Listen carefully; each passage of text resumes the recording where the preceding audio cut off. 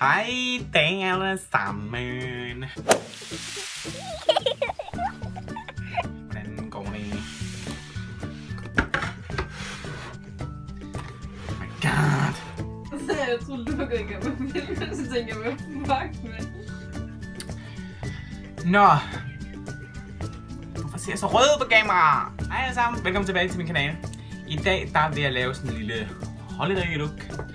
Fordi jeg har fået en masse nye juleting, og jeg fik ikke lavet det i går, så har min søster, ja hun er ikke lavet af pap, vel, men hun sidder i baggrunden og hygger sig, så undskyld hende. Nå, lad os bare komme i gang. Jeg starter med noget Premiere. Så jeg griner over med. Det er seriøst, jeg tager min Nivea Aftershave Balm, fordi jeg godt kan lide den. Ja, Nivea Aftershave bare mere. Shit. Den der. Og så holy shit, det var lidt meget. Nå, men så går jeg bare i gang. Så går jeg bare i gang med at lave mit pjæs. Det skal sådan blive klistret, og så når det bliver klistret, så begynder jeg at presse det ind. Det er også en god idé nok. Slappe. Og mens du gør det, så kan du så tænke lidt på, hvor mange fejltagelser du har lavet i livet. Det er den. Sådan der, mens det sådan lige suger ind i min hoved, så tror jeg, jeg vil starte på nogle øjne her. Det lyder lidt dumt, men jeg tager lige lidt concealer. Jeg gider ikke gøre til at prime mine øjne. Jeg bruger lidt Fit Me concealer.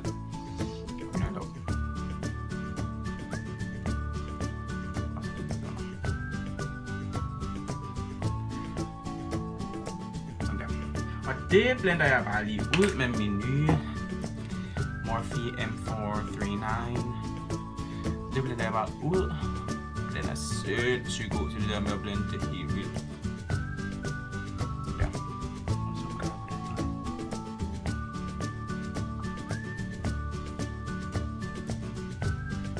Okay, godt så. Okay, når jeg har gjort det, og jeg har lige en smule base til at arbejde på, så tager jeg min Too Faced Semi-Sweet Chocolate Palette. Så har jeg den her lyse en her oppe i toppen. Den tager jeg bare lige noget af, fordi at, den er rigtig god til at sætte concealer eller primer, eller hvad du nu end har. Så giver den også lige sådan en god glat pudderbase til at fortsætte dit look på.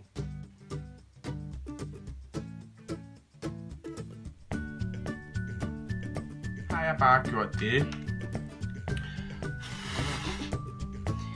Okay, så skal jeg bruge en transition color, eller en, hvad kalder man det, en transition? Ja, en farve i globelinjen, som folk kan lide at kalde det på dansk, hvilket jeg ikke kan lide at kalde det. Jeg tager noget peanut butter her, også fra Semi-Sweet. Just a little bit. Pigment. Det tager jeg bare lige til at starte ud med.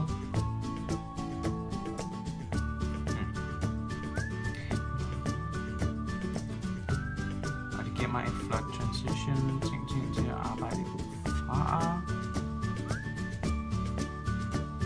Forlader du mig? Og lort, luk døren efter dig. Så med den her farve, der bruger jeg den her med en globelinje. Jeg kan ikke lige sige det, men jeg bruger den i en globelinje. Fokuserer det på herinde og her ydre inner corner og outer corner of my body. Undskyld, jeg siger en del ting på engelsk. Jeg kan ikke sige det på engelsk. Med den så laver jeg sådan nogle ligesom visker på din forrude bevægelser.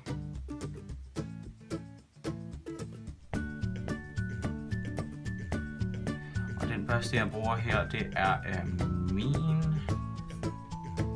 Morphe M441. Når jeg er færdig med det, så tager jeg en mørkere farve i den her tilfælde. I det her tilfælde, så bruger jeg Truffle her.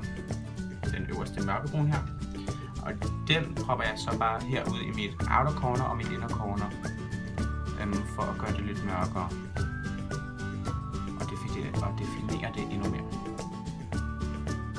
Og ved et halo eye, så vil du ikke gå alt for meget ud.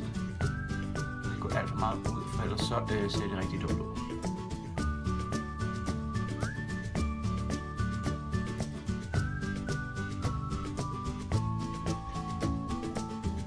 Som jeg sagde før, så propper vi for meget herude, fordi at vi kun vil fokusere på den her runding her, eller hvad man skal. Næste.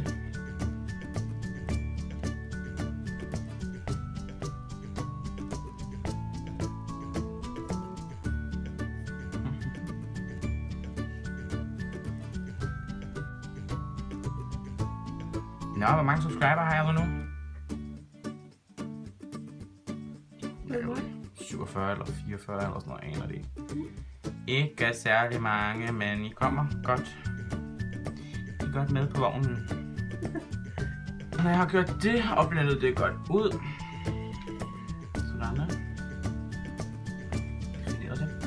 Så tager jeg her i min MAC-æske min nye Makeup Geek Flamethrower, som er sygt pigmenteret, altså sindssygt pigmenteret. Ja. Så tager jeg sådan en mini flad en, det her er også bare de der gamle lortepensler fra You Spicy. Det virker så godt. Så den dømmer jeg bare lige ned i.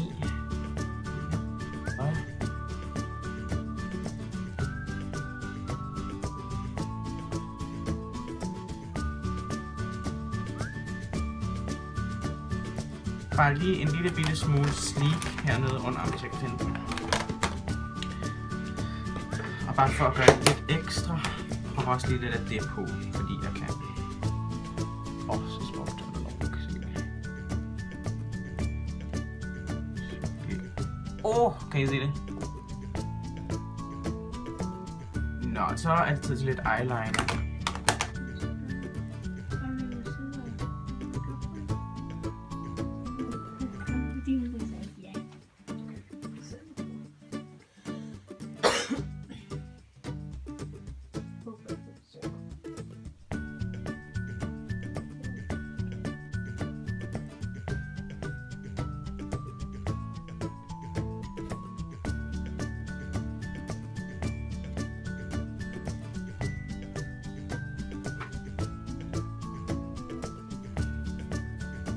Øjenvipper først.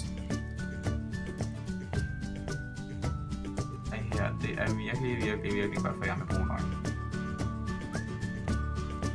Også godt for jer med blå øjne, men brune øjne kan virkelig jeres øjne til at hoppe også et flot. Så tager jeg bare min Better Than Sex mascara her.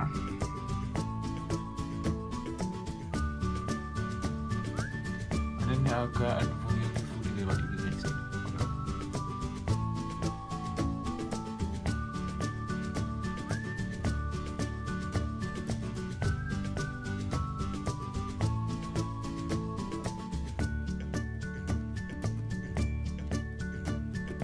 Og i foundation i dag, der tror jeg, at vi skal...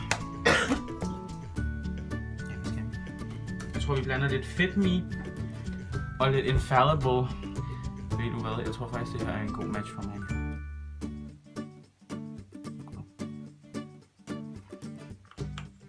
Og så bruger jeg den her. Og lidt... mest på de høje steder af mit ansigt, du der så lidt Maybelline Fit Me, eller en lille smule min, mener jeg en del. Når du så har hele dit ansigt dækket i en maske af foundation, så tager jeg min Morphe M439 eller M439, og så blender jeg det sådan set bare ud. Og jeg prøvede den her tidligere i dag, jeg fik den i går til jul. Den er sygt god. Den gør overhovedet ikke, så din foundation bliver sådan streaky eller noget som helst, så jeg kan køre den rundt omkring. Og det bliver bare så flot. Altså det er helt vildt.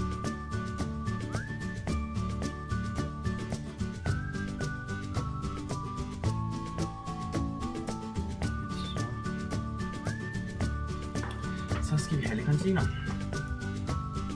Og nu bruger jeg bare min Maybelline Fit Me igen.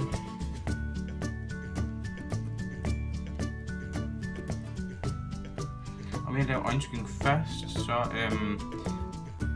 får du ikke en masse fallout fra din øjenskygge ned i en foundation, eller kalder man det øjenskyggekrummer ned i din foundation.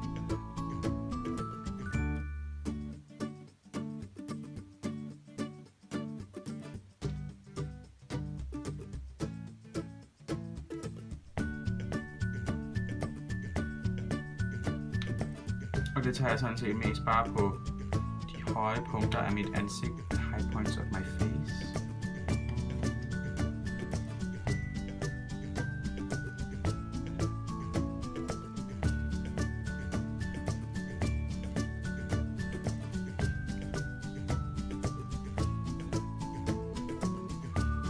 Og blender det ud. Jeg får lige min ryg.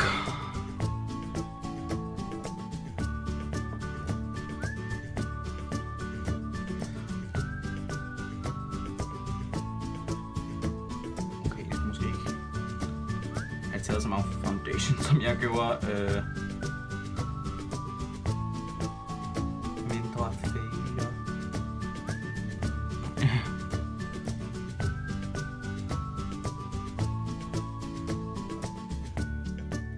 Okay, jeg vil måske tage en beauty blender. Den er ikke så god til concealer under øjnene, fordi den ikke har sådan en spids, ligesom beauty blender. Much better. Ved at det er en pensel som sådan en her med en masse hår, som er meget stramt pakket sammen, så får den ikke særlig meget produkter, ligesom en svamp gør, så derfor er det også lidt svært at få et lidt svært at blende ud. Kommer på, hvor flyden i din foundation er, og hvor mat den kommer til at blive, når den er blendet ud. Jeg tager så min Loose Body Shop puder. Jeg kan ikke se det. Body Shop puder. Jeg sørger for ikke at få det ud over mit tøj. Og så bærer jeg bare det. Og sætter i hvert fald under øjnene. Og på der hvor jeg har concealer.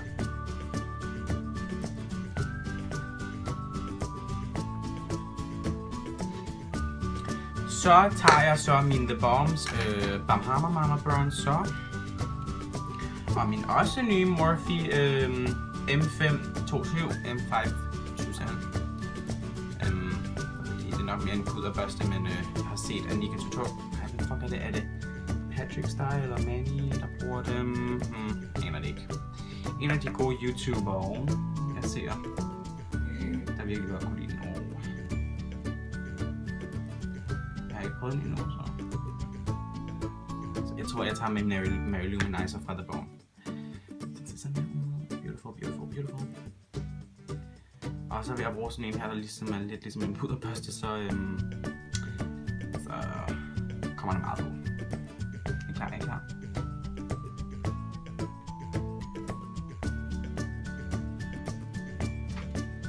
Okay, vi prøver lige igen.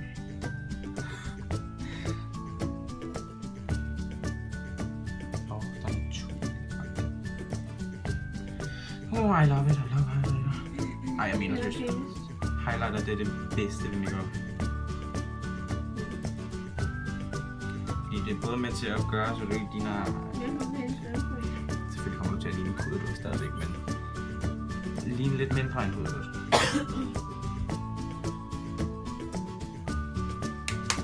Så skal vi til mine underøjne, eller hernede, hvad der nu er, så det gør det.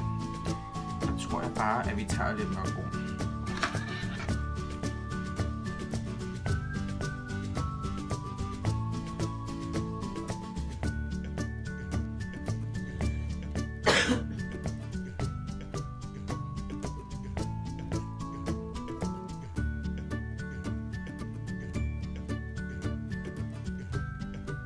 Nå, men nu er det vist tid til læber, tænker jeg. Så jeg zoomer lige lidt længere ind på mine læber. Okay, jeg har lidt overskæg. Sorry, det kan jeg ikke rigtig gøre for. Gud gav os hår for at holde os varme. Ja, desværre kun en af mine 10 Jeffree Star. Lego Lipsticks. Ved I hvad, jeg tror faktisk... I går havde jeg den her på til juleaften, det er Designer Blood. Jeg tror, jeg vil tage Androgyny i dag, fordi den fik jeg i går, så det kan jo ikke være mere passende.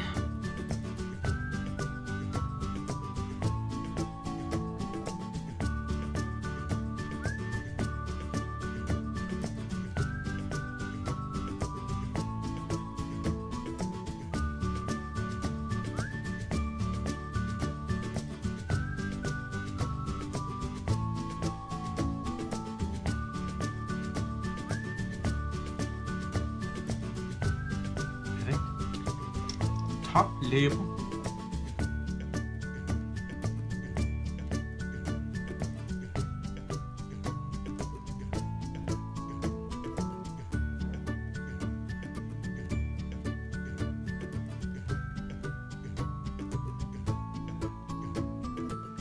Så en flot bagman.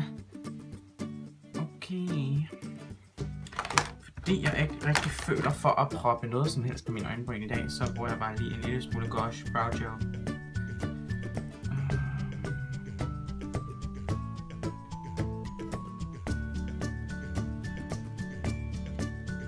Men ellers normalt vil jeg bare bruge min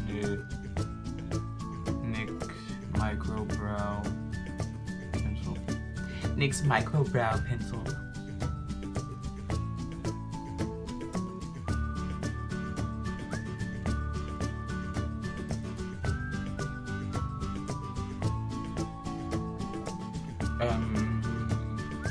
Ja, der var ikke så meget mere at sige. Håber I som altid har det pisse fedt. Og vi ses i min næste video. Bye bye!